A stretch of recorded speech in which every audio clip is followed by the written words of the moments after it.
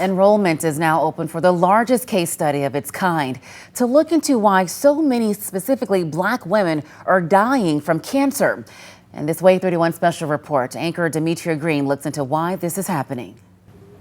I want you to take a look at this map because every single state that you see highlighted right here is currently under a cancer crisis, including us in Alabama. Now, a recent study shows that Black women under the age of 50 are twice as likely to die of breast cancer, even though those same statistics show those women are up to date on their breast cancer screenings, similar to other ethnic groups. Now, this is very scary to hear, especially as a Black woman, because there isn't much research on this topic, but that will soon change. I went blank, and the last thing I remember her saying was, I need you to come down to the doctor's office today because we have to talk further.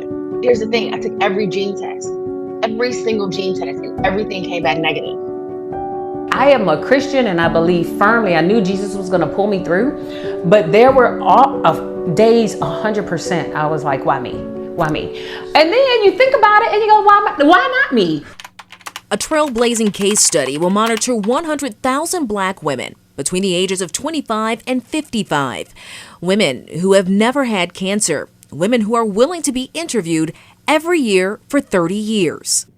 And so it was really important to be able to build this study of 100,000 Black women to really be able to understand all of those multi-level drivers that many of which may be unique to Black women. Research is expected to reveal these factors on your screen, including hair relaxers, as more and more research shows the popular chemical used in most hair straighteners could lead to an increased cancer risk. How do aspects like discrimination and racism or generational wealth make the outcomes potentially different? But why do you think it took until 2024 to have something like this? There have been some horrible mistrust and understandably mistrust in the community because of things like the Tuskegee experiment, and we've heard about Henrietta Lacks, and so many other things that have really led to an underrepresentation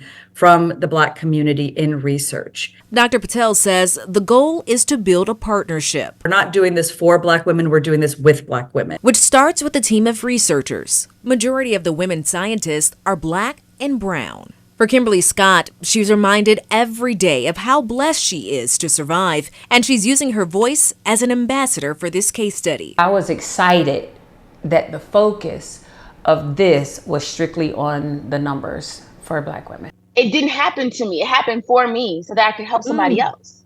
Well, I too am proud to be an ambassador for this study. So if you have any questions about it or you want to enroll, just go online to WAAYTV.com. While you're there, hear the full stories of 2 local cancer survivors, and you can write a note of encouragement to other ladies who are suffering with cancer, because they would love to hear from you too.